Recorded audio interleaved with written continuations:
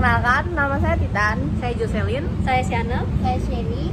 Kali ini kami akan mempresentasikan hasil ujian akhir semester kami dengan bangunan bernama Shanghai Tower.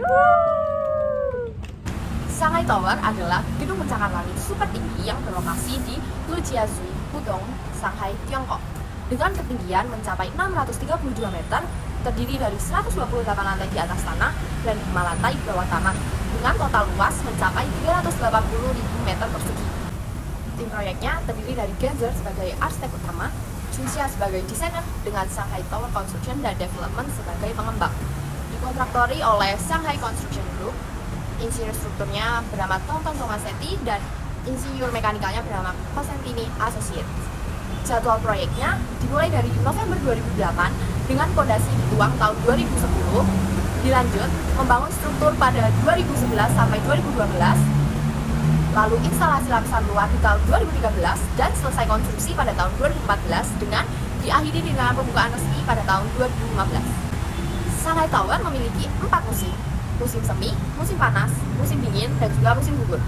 Suhu rata-ratanya sekitar 18 derajat, dengan suhu terpanas mencapai 40 derajat Celcius dan suhu terendahnya negatif 12,1 derajat Celcius. Shanghai sering mengalami angin topan karena lokasinya yang berdekatan dengan Laut Cina Timur yang merupakan jalur utama badai tropis. Konsep desain dari Shanghai Tower terdiri dari 3. Yang pertama, ada profil horizontal. Bentuknya didasarkan pada profil yang sama sisi. Tepi yang melengkung pada segitiga dua kurva tangensial ini meningkatkan ketahanan bangunan terhadap angin topan. Yang kedua, ada profil vertikal. Dimensi yang lebih lebar di 1/3 bagian bawah dan ramping di bagian atasnya dapat mengurangi 55% goyangan akibat beban angin. Lalu yang ketiga adalah tingkat puntiran dari Shanghai Tower. Sudut puntiran antara dasar dan puncak bangunan adalah 120 derajat. Dapat mengurangi 24% beban angin loh.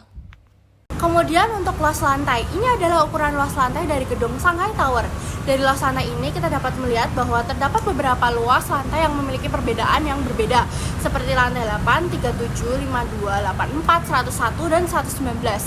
Dengan perbedaan luas tersebut menjadikan Shanghai Tower memiliki dinamika bentuk yang unik. Selanjutnya, setelah mengetahui luas tiap lantai, sekarang ada penjelasan fungsi tiap lantainya. Untuk lantai basement dibagi menjadi 3 bagian. Yang pertama ada B1 sebagai akses langsung menuju metro Shanghai. B2 dan B3 menjadi area parkir. Kemudian lantai dasar digunakan sebagai toko, kafe, dan restoran. Selanjutnya untuk lantai 7 sampai 84 digunakan untuk kantor kelas A. Lantai 84 sampai 110 digunakan untuk hotel mewah dan restoran, fine dining, spa, dan relaksasi lainnya. 110 sampai 120 digunakan untuk area utilitas dan teknik. Pada 118 sampai 120 itu terdapat dek observasi dengan pemandangan yang spektakuler. Dan terakhir 121 adalah dek observasi yang tertinggi. Selanjutnya saya akan bahas tentang struktur. Struktur dimulai dari pondasi. Pondasi dari Shanghai Tower menggunakan sistem caisson pile dengan 900 lebih tiang pancang yang ditanam 86 meter ke dalam tanah untuk menopang beban berat dan mengurangi getaran. Nah, selanjutnya ada central core seluas 30 meter persegi yang dibagi menjadi 9 zona untuk transportasi vertikal. Setiap zona memiliki luas dan bentuk core yang berbeda. Core ini mendukung sistem tahan gempa dan aerodinamis bangunan. Setelah central core ada mega kolom atau kolom yang sangat besar untuk memberikan kekuatan terhadap beban lateral. Nah, mega kolom ini diikat dengan central core menggunakan outrigger trusses, sedangkan mega kolom disambungkan dengan mega kolom lainnya menggunakan belt trusses. Lalu ada radial trusses untuk mendukung semua aliran mekanis. Setelah itu ada floor plans. Dan di bagian paling atas bangunan dipasang tune mass damper atau peredam massa yang disesuaikan. Fungsinya untuk membatasi goyangan di atas struktur. Untuk fasad bangunan ini menggunakan double layer curtain wall untuk mengurangi beban pendinginan dalam ruangan yang dipasang melingkar di sepanjang tepi bangunan. Seperti namanya, curtain wall ini memiliki 2 lapisan. Lapisan pertama ditopang menggunakan penopang radial dan rangka balok cincin secara lateral.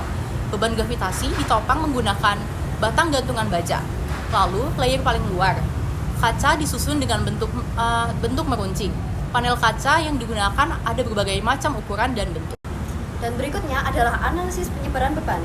Pada sistem penahanan beban lateral, beban angin mencapai permukaan bangunan dan mentransfer ke megakolom dan menahan sebagian besar beban lateral.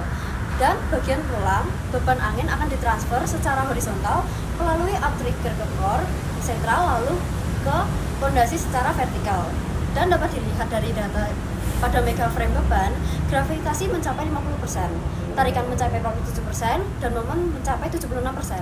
Pada tube of core beban, gravitasi mencapai 20%, tarikan mencapai 53%, dan momen mencapai 24%. Beban transfer gravitasi melalui dua struktural utama, yaitu megakolom dan juga core ke kolom sudut. Pada transfer beban kombinasi, ada pada ujung cantilever radial, terus yang terdapat kabel yang menggantung pada curtain wall eksterior pada setiap zonanya. Selanjutnya, tower ini memiliki sustainability. Berikut adalah alasan mengapa tower ini dapat mendukung prinsip keberlanjutan. Yang pertama adalah fasad kaca yang mengurangi beban angin hingga 24%. Lalu yang kedua, penurunan biaya material karena menggunakan baja struktural lebih sedikit daripada desain konvensional. Lalu yang ketiga, adanya turbin angin yang dapat menghasilkan 3 lap 5.000 kWh listrik per tahunnya. Lalu yang keempat, double layer curtain wall yang dapat mengurangi kebutuhan pendingin ruangan. Lalu yang kelima, geothermal energi yang menggunakan sumber energi panas bumi. Lalu yang keenam, hujan dan limbah air yang didaur ulang untuk menyerap toilet dan juga ruang hijau.